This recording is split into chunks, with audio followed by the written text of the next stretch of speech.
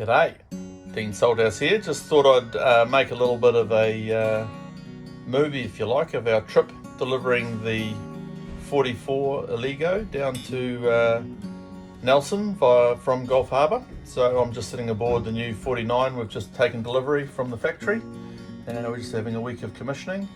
So yeah, thought I'd take you through our little Tiki tour. It was a great trip, and just run through some of the information, fuel burn and usage and conditions, etc.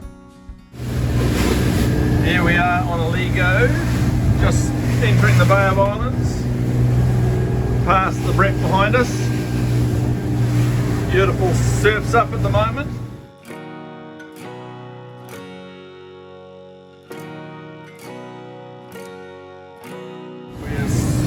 Scooting along, we're burning about 50 litres an hour. We're doing 15 knots but surfing up to 20 in the surfs, and yeah, breeze behind us, just entered the Bay of Islands, heading for the Cavallis. So the first leg of our trip was from Gulf Harbour, and we pulled into Whangarei Harbour at 3 o'clock, leaving Gulf Harbour 7 a.m. Great trip. Mostly sea state was behind us, probably 15 knots behind us, up to 20 knots as we got further up by the bay, going around the Cape Brett.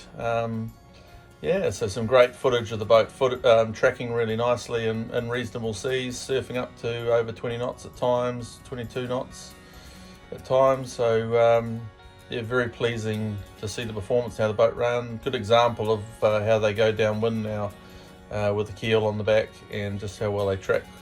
And also been able to release the bow, so easing off our trim tabs and letting the bow up in the air just makes the boat more stable at sea, and it just tracks beautifully.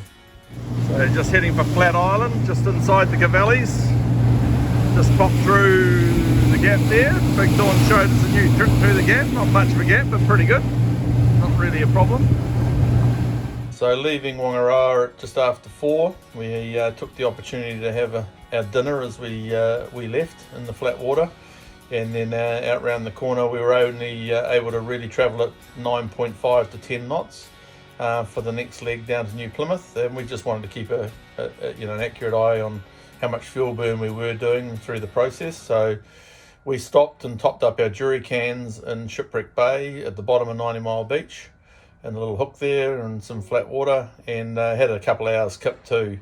We'd worked out at 10 knots we were going to get to New Plymouth at about 8 o'clock in the morning, and it was a little bit early. We really couldn't get any fuel till around 10, so we were quite happy to have a couple of hours of shut-eye in there, fuel up the fuel, and then head off again. So we're under 200 miles to go to New Plymouth. It's one of those days you can have the door open, but she's pretty bumpy. But out here, out the back, put up the straps for the covers. We've had them all up at different times, but we're in a bit of seaway here. Beautiful day still, but there's just enough bump and there's some roar out there to shut the back up so that we don't get any spray back in. We don't have to wipe everything down and get the salt off it. But beautiful, sunny, feet up time, snooze in the cockpit. Beautiful. So it's a pretty stunning day, all in all. On course, we're halfway now to New Plymouth on this leg. It's up here, and we're opposite Whangarei, and that's the Dargaville, about Dargaville up in here, so the Cockpit.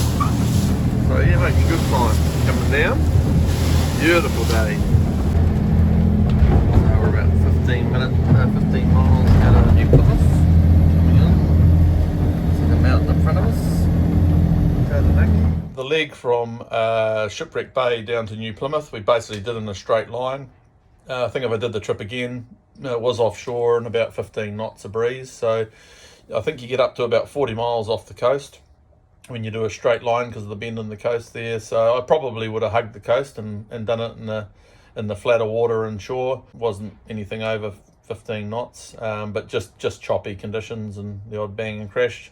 You try and really look after the boat as much as you can, but that was, it was a nice trip and no surprises. We're just on a bit of a time frame to get through ahead of some bad weather coming, and more importantly, flat water, trying to So just leaving New Plymouth, there's Mount Taranaki. Plymouth below. It's beautiful out here, look at this day, it's a stunner. Heading across Cook Strait, it's doing its thing, isn't it, big bro? She's a bit, well, bumpy and bumpy, as it often is the case. So leg from New Plymouth, leaving at about just before midday, I think it was, and we arrived after dark. You know, the later in the day, the less wind was the forecast, so hence why we went rushing to enter Cook Strait. Pretty bumpy, as you'll see in the footage going across Cook Strait. Really big seas and 20 knots of breeze on the nose, southeasterly, so not ideal. Very big fetch through there and a lot of tide and current, so pretty uncomfortable for about 4 hours. Lay the cockpit squab down off the side seat in the centre of the cockpit at the back there, and a beautiful sunny day though, so still very pleasant in terms of being able to sleep. We got a good sleep across there for half of that, and it flattened out after about 4 hours, and we're able to up the speed again to 15 knots. Got into Torrent Bay about an hour and a half after dark, and anchored, and we even went to bed before we had our cups of tea. We were pretty ready for a good sleep in a flat bay. It was beautiful, and you'll see what we woke up to in the morning, just absolutely paradise, stunning. Well, to say it is a stunner is an understatement.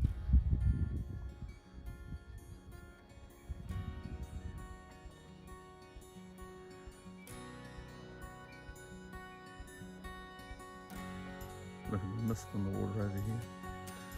There's these yachts, all lots of partners in crime hiding over here. Torrent Bay, top of the South Island. So leaving Torrent Bay, we thought we'd just have a little look-see around at some of the other beautiful scenery and popular places that a lot of people from Nelson or South Island like to go and hang out in summer and check out. So it's only about an hour and a half across to Nelson from there, depending on your speed. So we brought her up to 16 knots. Funny, because we've been touring 10 knots, 16 felt so fast, and it was dead flat water and beautiful. So we scooted across, and on the marina before midday into Nelson was lovely. So yeah, great trip. Boat went incredibly well.